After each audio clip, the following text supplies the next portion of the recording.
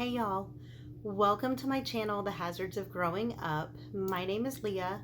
I am a homeschool mom of two boys. This year we're going to be doing 7th grade and 9th grade, diving into high school for the first time. And I also work as the director of operations for a local nonprofit organization. So for us, homeschool looks a little bit different than it does for other people because I'm having to balance not just the school day and all the normal household things, but also an out of the house, almost full-time job that is going on there as well. So unless you're living under a rock, you know that this has been the first week of school for probably about 90% of the world, at least 90% of the United States, okay? And, for us, it's no different. We're just starting to ease back into the new school year. We've been at it a couple of weeks, but we're trying to take on the full workload, balancing it with work and after school activities and all of those kind of things. So life is getting very real around here. And I don't know about you guys, like, tell me I'm not the only one. Like, really, this is what I need to know. Am I the only one that at the beginning of the school year, I always have this little bit of a panic attack?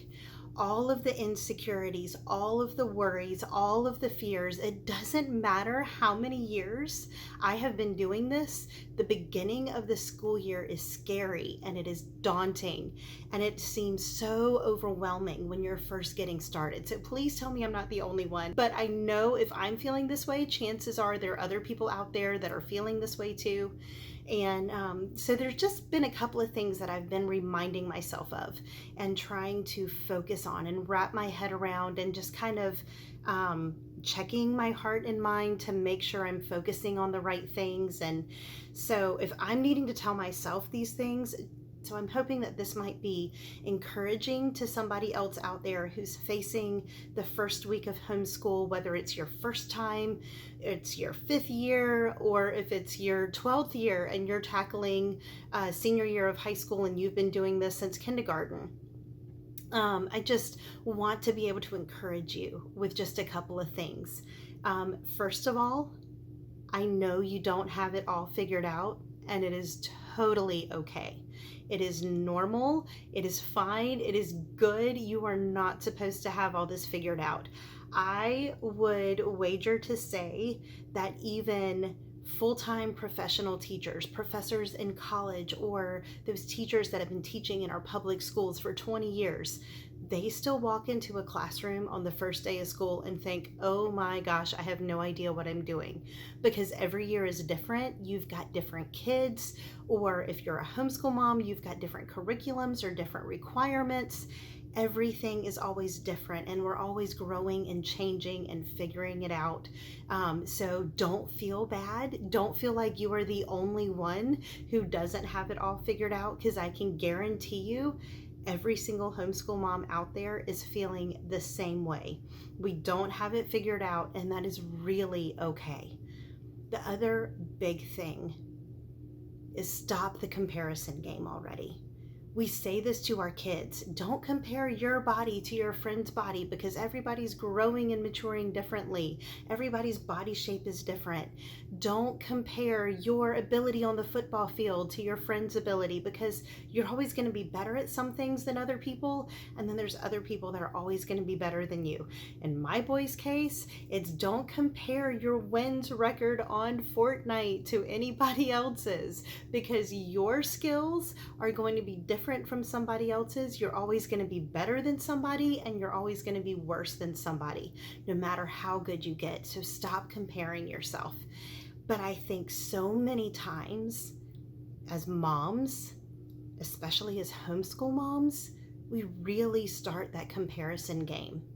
And I know for me, like, I have to watch myself when I jump on YouTube and I watch videos from other homeschool mama vloggers, because I've gotten great inspiration. There is a curriculum that I am using with Samuel this year that I would have never known about if it hadn't been for another YouTube mom who shared their experience and did a review of it. And I was like, I've never even heard of this curriculum. Let me go look it up. And I found other great resources on YouTube. But at the same time, when that same homeschool mom started doing the tour of their homeschool room and showing these huge shelves jam packed with all of these supplies and all of these resource books and educational games and all of this stuff in her very neatly laid out teacher's desk and her very neatly laid out student's desk for her kids, I had to fight with myself to not have that little green-eyed monster of envy, or to start thinking, oh my gosh, are my kids not going to get what they need? Because we don't have a homeschool room. We live in a small 1,200 square foot maybe townhouse. And so what we have is we have a little bookshelf in the corner of the kitchen. And so my boys sit in the kitchen and they do schoolwork right there. Sometimes we're sitting in the living room. Sometimes we're hanging out right here on my bed, reading and doing things. Sometimes we take it outside and we'll even go to the pool while it's still warm and summery, and we'll do schoolwork at the pool, and then we'll jump in and have PE at the pool that day. But we don't have a homeschool room. We don't have that kind of structure. I don't have a space that I can put educational posters on the walls that go with all the things that they're doing. I can't do that. It's not something that is possible for me, but it's okay. And it's awesome that other homeschool moms have whole rooms that are just set aside for their homeschool day, but I don't. And that's okay too. Like, my kids are still going to get what they need. They don't have to have that perfect space. And I think so often we forget about how personal homeschooling is. My reasons for homeschooling are probably totally different from your reasons for homeschooling. I had a friend reach out to me last year and just said, oh my gosh, so apparently we're homeschooling this year because my child has been hit with medical issue after medical issue after medical issue, and we can't figure out how to have them in the school system and deal with these medical issues. So we're going to have to bring them home and homeschool. What kind of resources do you have? I'm so in over my head. And we've all been there at some point in time, whether you started homeschooling in kindergarten, or if you were like me and 2/3 of the way through 3rd grade, I just walked in and pulled Grayson out of school because it was time to bring him home.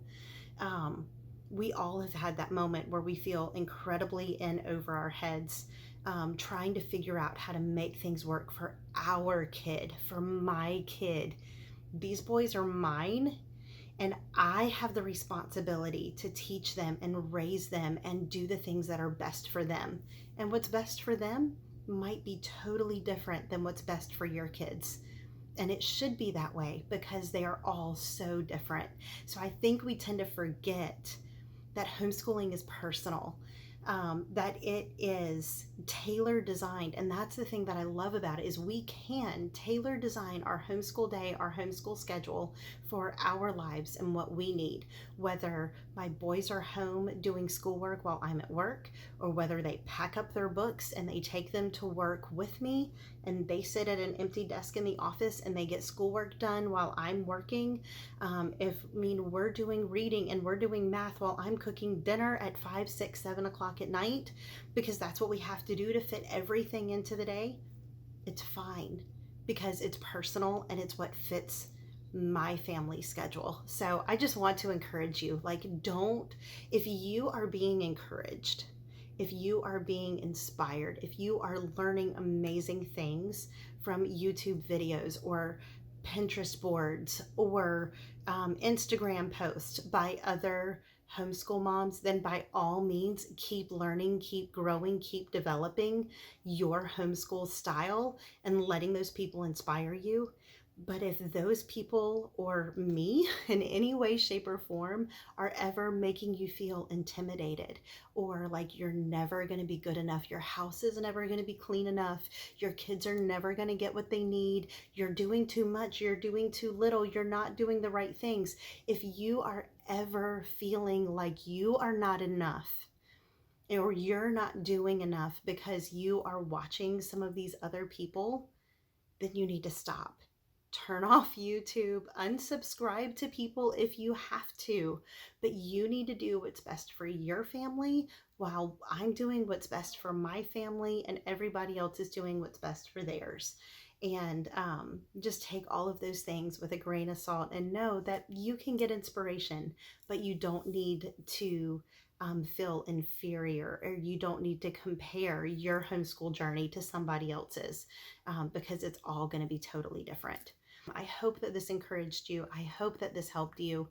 And, you know, this is a process and we're constantly learning and growing. And so we're learning and growing together, and that's great.